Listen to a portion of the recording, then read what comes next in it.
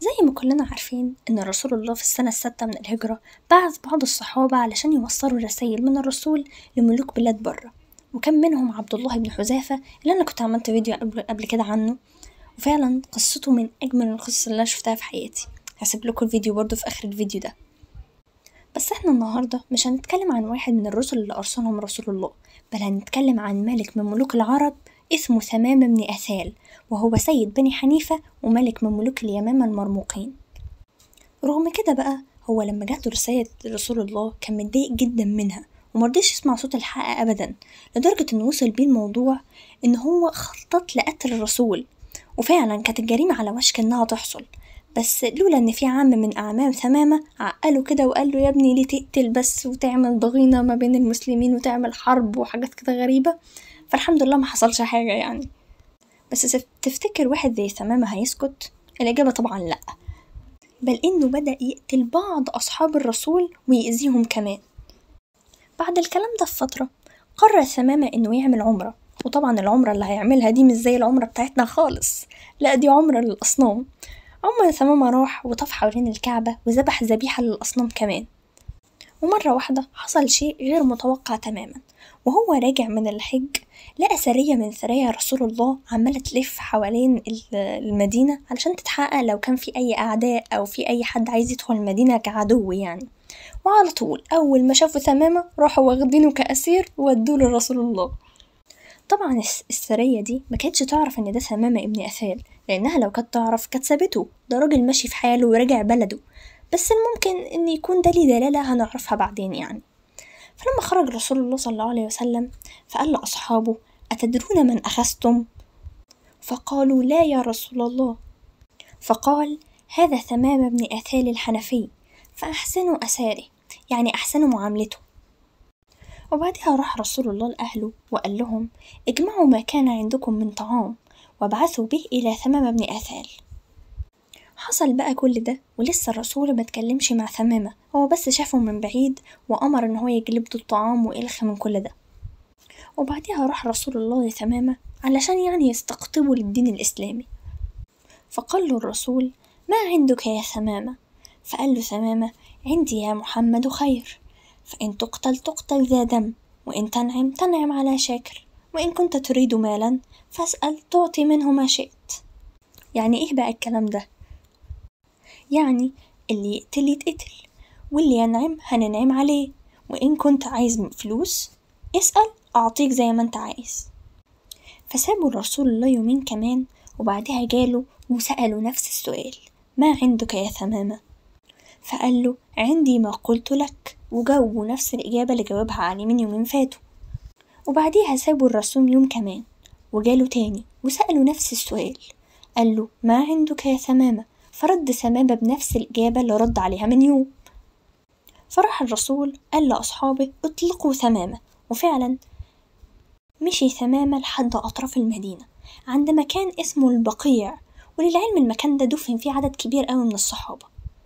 فلقى نخل وزرع ومية، فطهر نفسه بالمية دي ورجع على المسجد، وأول ما وصل قال قدام الناس كلها أشهد أن لا إله إلا الله وأن محمدا عبده ورسوله، وأسلم ثمامة. نعترف أنا وبكتب السكريبت ما كنتش متوقع أبدا إن ثمامة يسلم بالطريقة دي، رغم إن مفيش سبب واضح لإسلامه زي ما باقي الصحابة كان ليهم أسباب، بس واضح إن هو ثمامة قعد كده لما راح على أطراف المدينة قعد يفكر وبدأ يدرك إن فعلا دين الإسلام هو الدين الحق، وإن الرسول فعلا هو رسول جاي من السما.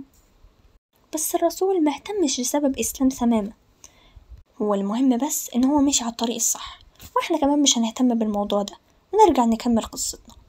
فراح قال ثمامة للرسول يا محمد والله ما كان على ظهر الأرض وجه أبغض إلي من وجهك، والآن أصبح وجهك أحب الوجوه كلها إلي. والله ما كان دين أبغض إلي من دينك، والآن أصبح دينك أهم الدين كله إلي. والله ما كان بلدك أبغض إلي من بلدك، والآن أصبح بلدك أهم البلاد كلها إلي. وكمل وقال لقد كنت أصب في أصحابك دما فما الذي توجبه علي؟ يعني أنا كنت بقتل أصحابك، فعامل إيه علشان أكفر عن الذنب اللي أنا عملته ده؟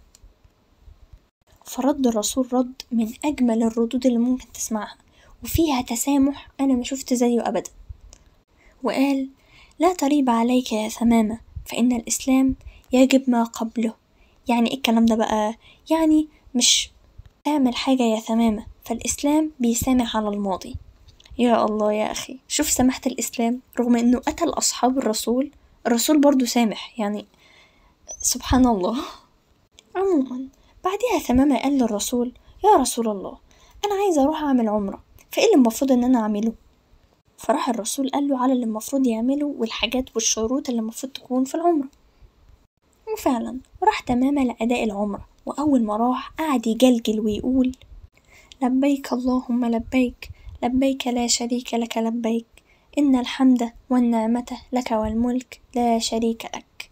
فكان أول مسلم على ظهر الأرض دخل مكة وهو عمال بيجلجل بصوته بالكلام ده. طبعا كل قريش أول ما سمعت الكلام الجميل ده اتجمعت حواليه بالسيف، بس أول ما عرفوا إنه ثمامة راحوا كشوا وسحبوا نفسهم وخافوا. ليه بقى كشوا وسحبوا نفسهم وخافوا؟ علشان ثمامة اللي هو الحاكم بتاع يمامة كان بيدي قريش معونات من الطعام، فلو راح وحاربوه ده ممكن يخليه يفكر ان هو يشيل المعونات دي منهم، ولو شالوا المعونات دي منهم هينتشر الجوع في قريش، فهم خافوا على ده. وعلى فكرة ده حصل فعلا، ولغى ثمامة عن قريش المعونات دي بشرط انها تسلم، يعني لو قريش اسلمت هرجع لكم المعونات اللي انا كنت بعينكم بيها دي تاني. بس طبعا ده مش هيحصل، قريش دماغها عامل زي الحجر كده. رغم ان الجوع انتشر جدا في قريش وزادت الاسعار، فراحت قريش بعت رسالة لرسول الله بيقول لهم بتقول لرسول الله فيها انهم محتاجين الطعام، فممكن تخلي ثمامة يرجع المعونات اللي كان بيعيننا بيها دي تاني. وفعلا الرسول كلم ثمامة وقال له ان يرجع لديهم المعونات دي تاني، لان فعلا قريش كانت محتاجاها. فعمل ثمامة كده، بس بشرط انه بس امر من الرسول، يعني ثمامة ما عملش كده من قلبه، وبس عملها لان ده امر من الرسول. فضل ثمامة عنده إخلاص شديد جدا لدينه لحد ما ذهب الرسول إلى الرفيق الأعلى، وبرضه حافظ على دينه حتى ساعد مسيلمة الكذاب، لأنه كان لو فاكرين يعني كان ملك على بني حنيفة، وبني حنيفة دي اللي جه فيها مسيلمة الكذاب. وراح قال لهم ما تتبعوش مسيلمة، وفعلا في ناس استجابت وما اتبعتش مسيلمة، بس في ناس أكتر للأسف اتبعت مسيلمة لأن هو من قومهم.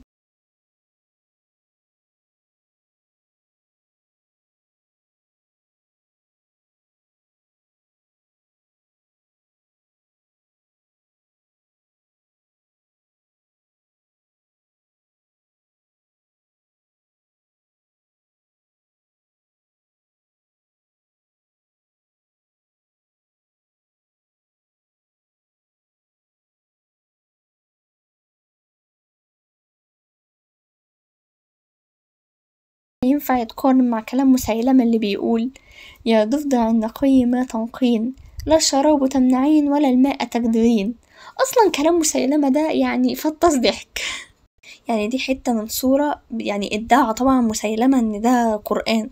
ياريت والله لو تبحثوا عن النت عن سورة الفيل اللي عملها مسيلمة او اللي ألفها مسيلمة، هو ده طبعا ولا قرآن من ربنا ولا حاجة. بجد تفطس ضحك، هي نكتة يعني، بجد نكتة والله العظيم. يا ريت بجد ابحثوا عنها هتفطسوا ضحك. وطبعا كلام مسيلمة ما ينفعش تقارن بالقرآن، حاشا لله يعني.